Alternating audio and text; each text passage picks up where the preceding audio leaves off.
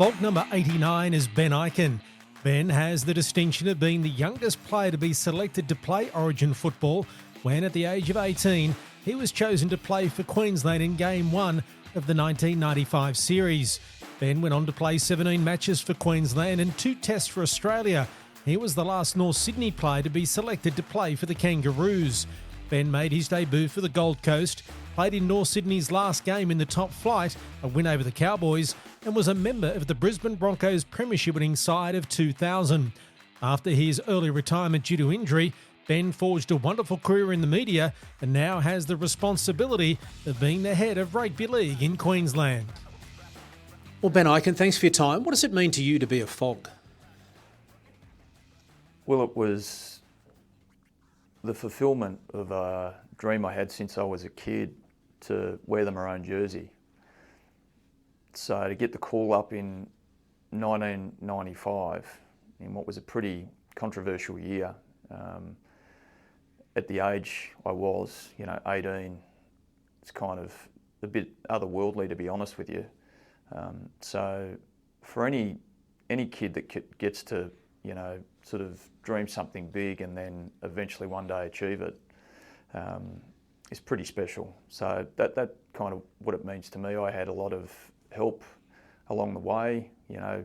Starts with my parents. I had lots of junior coaches, good people in my life that made my rugby league journey really good. Landed a great coach at Palm Beach Crumman High School in Rob Patterson, who was a very important figure in my life.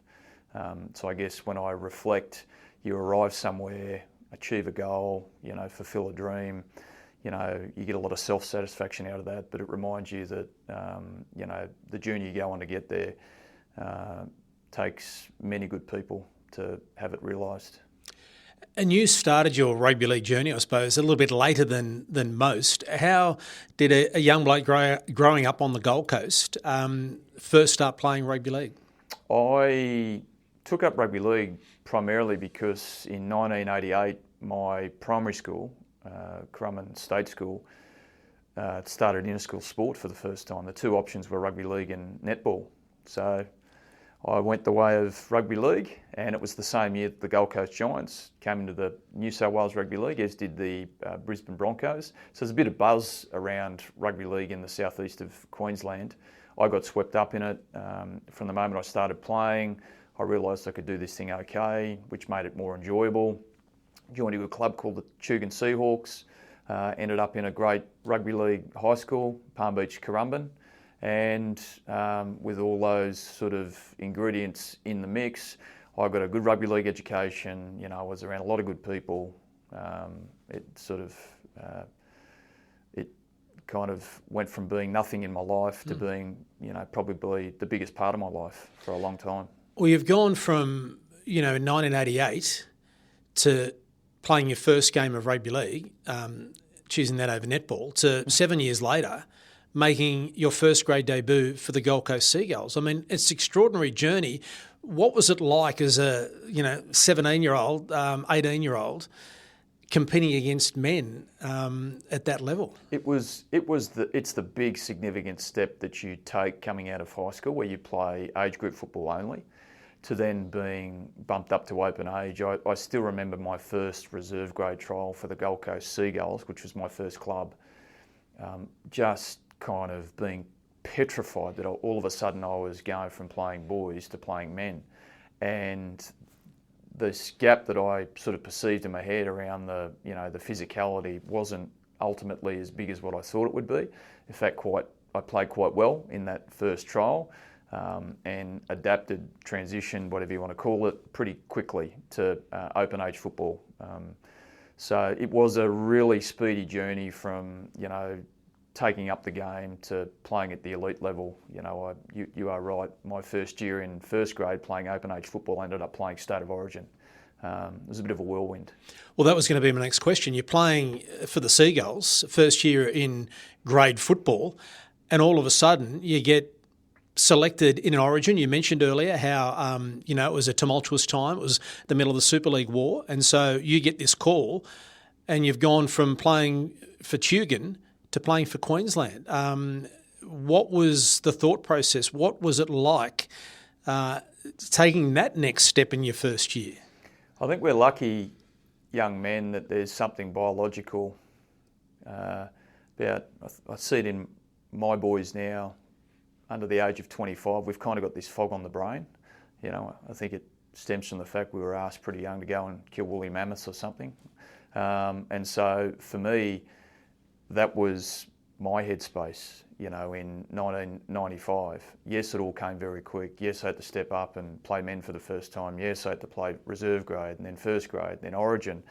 But you're not thinking too deeply, right? You've just kind of biologically, you are made to take on the next challenge. So every new challenge that came along, even though I was terribly nervous before each event, I just jumped in feet first, and good things seemed to happen. I mean, I didn't get it right all the time in that first year playing elite rugby league, but that's the great thing about being in a team sport. You're not on your own. You're not a golfer. You're not a swimmer. You're not losing by yourself, and you're certainly not winning by yourself. And so luckily for me in that first year, even though the Gold Coast Seagulls weren't going great, I had a lot of good people around me that supported me, you know, because they could see that things were happening really quick for me. And of course, how are you not going to do well when you're playing under a genius coach like Paul Fatty Vaughton at the origin level, surrounded by a whole heap of passionate Queenslanders? So while it might have come quick, you know, I was at an age where I wasn't thinking too deeply about life, let alone rugby league. Did it help, do you think, the fact that you weren't the only one in that environment that was thrust into a position that they may not have thought they were ready for? Not so much ready for, but expected to be in? Probably. You know, it was how would you describe that? It sort of very quickly became a shared responsibility, you know, like on paper, you know, that Queensland team was nowhere near as strong as New South Wales. So I know subconsciously, probably more so for the experienced guys, they knew that, you know, we needed to come together as a team, else we were going to be no chance. And Fatty expertly mapped that out for us in the first meeting we had. You know, that we look at them on paper, they've got these players, and, you know, we've got guys that have come out of reserve grade, you know, multiple guys making their debut. So we need to buy into something bigger than ourselves. And he painted this picture about how we were going to do that, about how tough the challenge was going to be, and everybody just bought into it. And so pretty much the whole 6 weeks, every training session, every drinking session, every game, we knew that if we didn't adopt a team-first mentality and understand that we were doing it not just for ourselves, but a whole lot of people in Queensland, that we weren't going to win. Looking back now, at that time, that 1995 year particularly, with the Gold Coast, you played 8 games in that year for the Gold Coast. You played 3 for Queensland. Yeah. So you played nearly 50%, 50% of your games there for your state. It's a remarkable achievement. How do you reflect on that now, that 1 year in particular, 95? I think I've already used the word whirlwind is probably the best way to describe it. It all happened so fast, and there's so many exaggerated forces at play. You know, I was so young. You know, the game was at war. Origin was so important. It was even more important that Queensland won. You know, we were so far off the pace on paper compared to New South Wales. I was kind of in a club team that was struggling, you know, and then went to an Origin team that was winning, and, you know, so my head was just spinning. And well, how did your feet stay on the ground? Who helped you through that? No, they didn't. They didn't. So, like, on the journey up, it was all sort of made sense. And then, you know, by the time I'd finished the Origin series, I won't lie, I had an inflated sense of self. I lost my way a bit with my preparation. You know, I formed a lot of bad habits and started to take shortcuts. And I kind of went from playing reserve grade at the Gold Coast Seagulls at the start of the year, sort of getting into an Origin team, and then I finished playing reserve grade at the Gold Coast Seagulls by the end of the year. So I got a lot of things right on the way up, but very quickly that turned around because I started to make shortcuts in my approach to professional rugby league. What woke you up? Nothing. I kind of finished the year and I was too young. I wasn't emotionally mature enough, or didn't think deeply enough about kind of what had happened in the 12 months. The Gold Coast Seagulls folded, and I just had an opportunity to get to the North Sydney Bears. So I packed my bags, headed off to Sydney.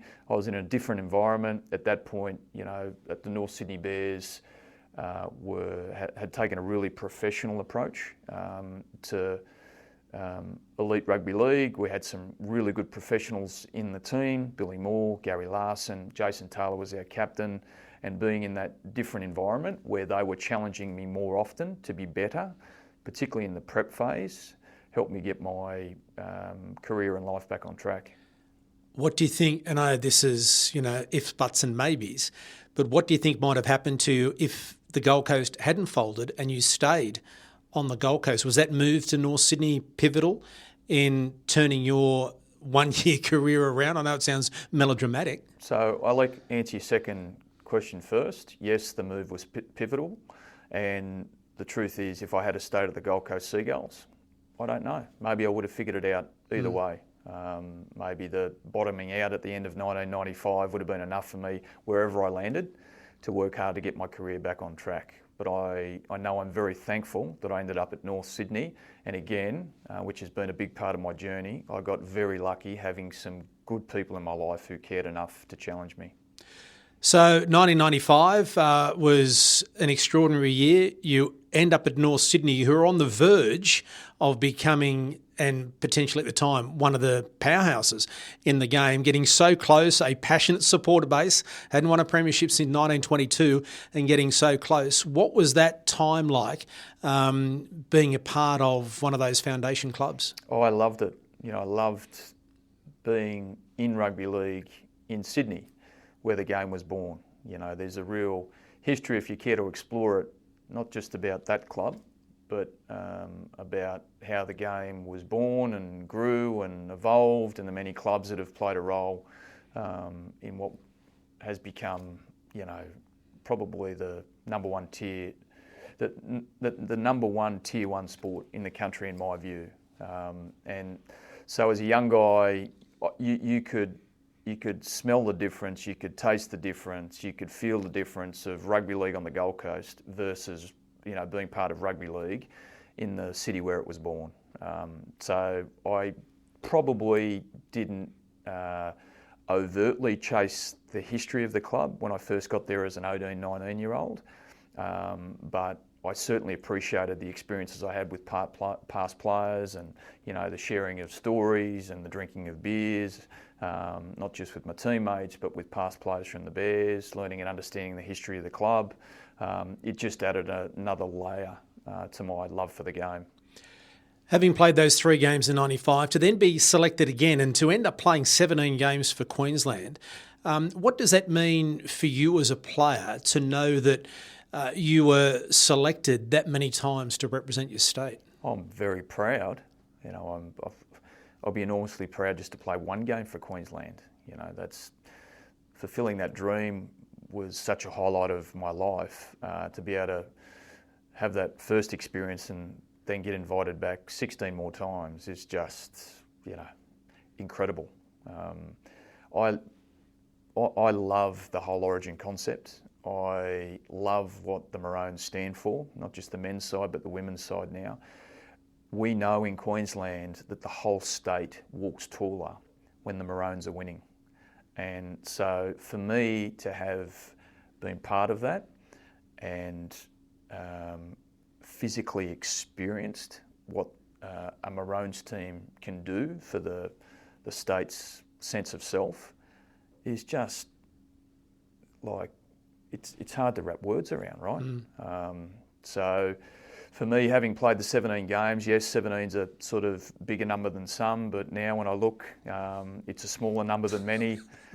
We've had some great players go through there. There's a great history around Origin, and I'm just enormously proud that I was part of it at some point. Well, how would you like to be the owner of one of these? A FOGS Authentic Game Ball signed by Wally Lewis, at the 2023 Wally Lewis medalist Reuben Cotter. Now, all you have to do is subscribe, like, and drop a comment below. And each week, gentlemen, we'll be giving away one of these footballs to one of the viewers of the FOGS Queenslander podcast. Well done. Well, it's good to be able to hand them on to the general public who like it, as long as we don't get blamed for breaking one of Mum's windows when they're kicking it around the backyard or tossing it around. But this will be framed in a nice Reuben Cotter's name. Wow. Do you know how to subscribe and like and do all that, Gilly? No? We can help you, mate. We can help you. Help me out, fellas. The two daughters can help you out. So we have one of these to give away each week until stocks run out, until Wally gets sick and tired of signing them and Reuben Cotter disappears. But just subscribe to our channel, FOGS Queenslander Podcast. Write a comment below and click that like button. Everyone goes into the draw, and we've got one of these to give away each week.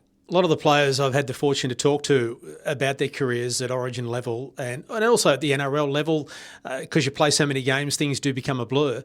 Are there any Origin matches or Origin experiences, I suppose 95's up there, that stand out for you as you reminisce or look back with me on your career? Yeah, look, 95 is unbelievable, and I've spoken to that many times, from, the first day being in a lift with the coach who was clueless, had no idea who I was, to think that, from that, Fatty Vaughton was able to take a group of nobodies, or Neville's, as I think he affectionately called us, to win a series 3-0. Yes, magnificent. I loved the 98 series. It was my first chance to get to play in a combined side, because I played 95, missed 96 when they come back together. The game split again in 97. So for me, being selected in 98, first off the bench and then working my way into the starting side under Wayne Bennett, who was a, super coach, as we all know, playing alongside, Gordon Tallis, Wendell Saylor, Alfie Langer, Kevy Walters, meeting and playing with those guys. That was probably the next part of the journey for me that I will never forget. We won that series. We were locked at 1-1, and I still remember when Elf came in ahead of the third game, and all I'd seen him do in the first two preps was take the piss out of everybody, play darn good footy. But then by the time we get to game 3, it's 1-1, and he sort of stands up in front of the team the night before the game and tells us how much winning the third game will mean to him and what it'll mean to Queensland. It was kind of similar to the speech Fatty gave ahead of the series way back in 1995. So the 95 series and the 98 series are the two standouts for me. You also have, honour may not be the right word, but for us North Sydney Bears fans, maybe it is, of playing in the Bears' last ever game against the Cowboys, which was a win for North Sydney to finish their time in the NRL. So that gave you the opportunity to return home, which you'd wanted to do beforehand, but from my perspective, gladly the Bears didn't let you go. What was it like coming home? Well, two things. I'm very close to my family, so being away in Sydney for 4 years was sort of pulling at me by the end, which is probably why I tried to find ways to get back to southeast Queensland previously. So to be able to come home, be close to family was magnificent. The second part to that was I was stepping into an organisation that is world class. The Brisbane Broncos are being coached by Wayne Bennett. Kevy Walters was our captain in 2000. Then you go through the team: Thorne, Webke, Sivanasiva, Lockyer, Saylor, Carroll, like De Vere and Prittis, and I'm sort of wedged somewhere in that group. And, first year home, you win a comp, which is, that they are very hard to do, right? Win premierships. So being close to family, being in a great organisation, winning a premiership, to me felt like I'd made the right decision. Yeah, and having got close with Norths and had a side that potentially could have and should have won a premiership, did it make it even sweeter, the fact that you were able to go a little bit more after being so tantalisingly close? At that age, I think I might have been 23 when we won the competition in 2000. Again, Potsy, probably not thinking too deeply. You know, at 23, playing a brutal collision sport, you train, you play, you try and win. And ultimately, if you win enough, you win a comp.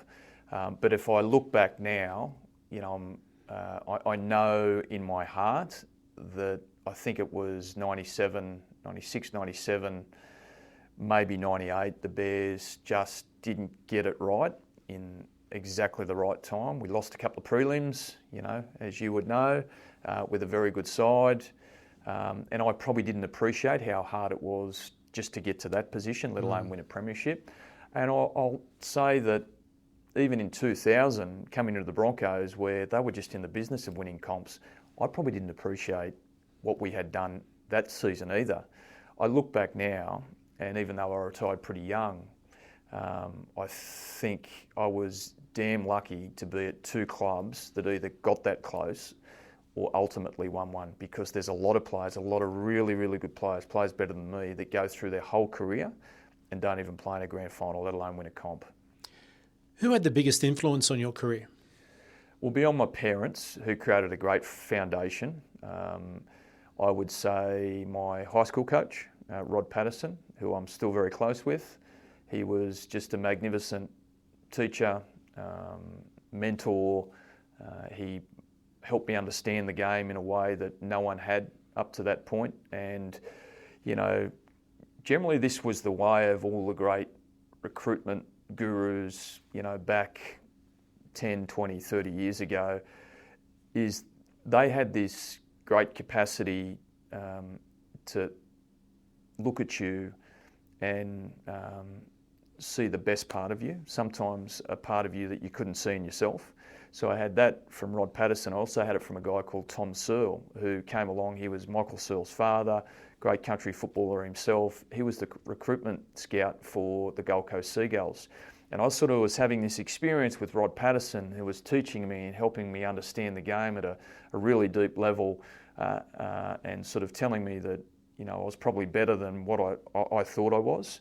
And then that was compounded when Tom Searle came into my life and wanted me to go to the Gold Coast Seagulls and started to give me the same message. So I had these two guys who I really believed in, who believed in me.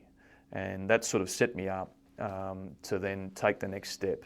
I move into my professional career, and I have a whole lot of good people, coaches, teammates, come in and out of my life until ultimately I arrive back at the Brisbane Broncos and I get the super coach, who is probably a better man than he is a coach, which is why most teams that kind of fall under his watch end up playing as much for him as they do themselves. And he taught me a whole new lot of life lessons. And I was lucky enough, as you know, to have him remain in my life because I ended up marrying the coach's daughter. I've had, in rugby league terms, which has also spilled into my life, some really good people. Now, some unfair questions. Yeah. A favourite player that you've played with, someone that you've, admired, standing outside of and thinking, wow, this bloke is something special. Is there someone? Or is that an unfair question? No, it's good. And I've had a few of them. I love playing with Greg Florimo. You talk about guys that just epitomise clubs or eras or, whatever it might be. Greg Florimo was North Sydney when I was there. He loved that place, and you just can't manufacture that. And beyond that, he was just an enormously talented guy. He could pretty much do anything he put his mind to. The other thing I loved about Flo in the professional era, he continued to occasionally go and work on building sites just because that was part of how he liked to prepare. He needed to keep himself busy, and so a whole lot of things that I loved about Flo on and off the field. I loved playing alongside Alf. When I first got selected in Origin in '98 with that joint team, North Sydney's a very serious club.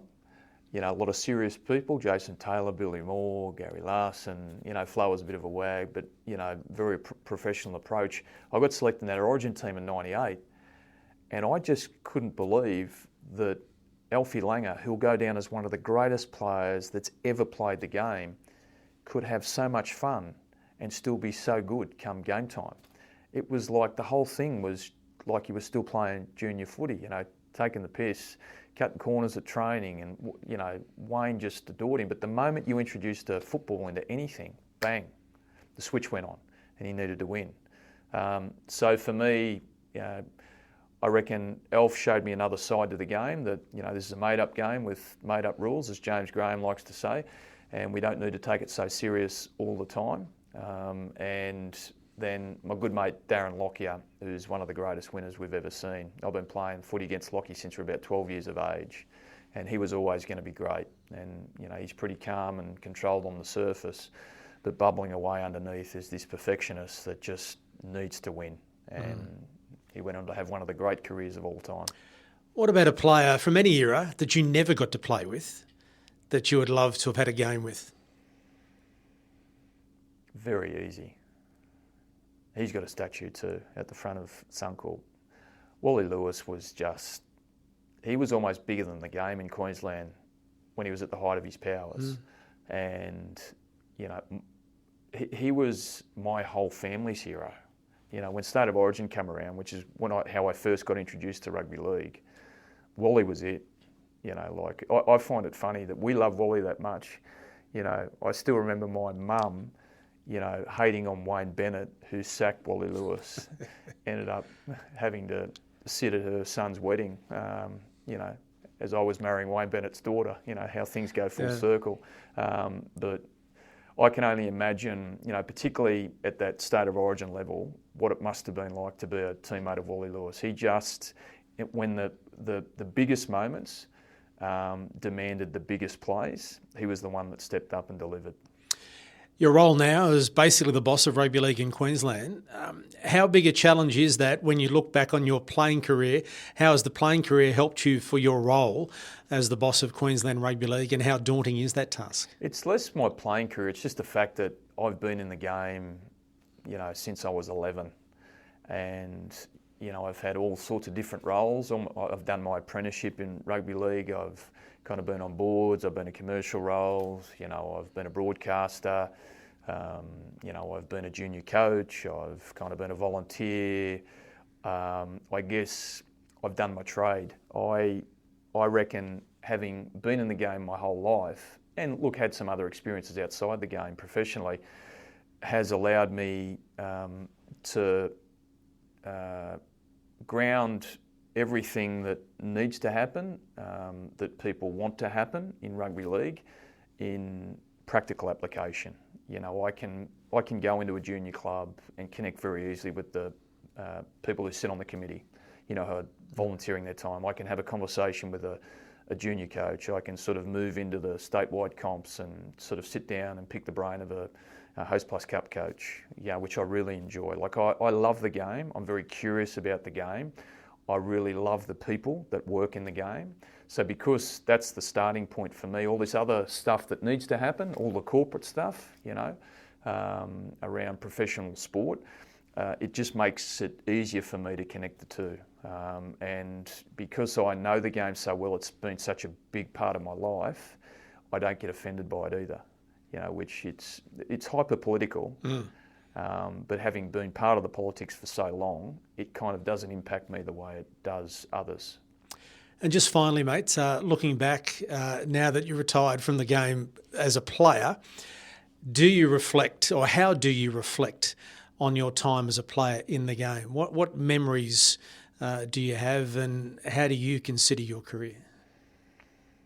Look, I probably could have done more if I had have been a bit more disciplined, which generally just comes with age and experience. I retired at 26. So for me, I look back at this sort of 9-year block I had where I probably didn't prepare as well as I should have. But, again, fog on the brain, right? You can't put an old head on young shoulders. That's me now looking back retrospectively. Beyond that, I am just so grateful that the game came into my life, that I was good enough to be thought of highly enough for people to drag me into the professional game, and have 9 years that is just so chock full of so many good memories.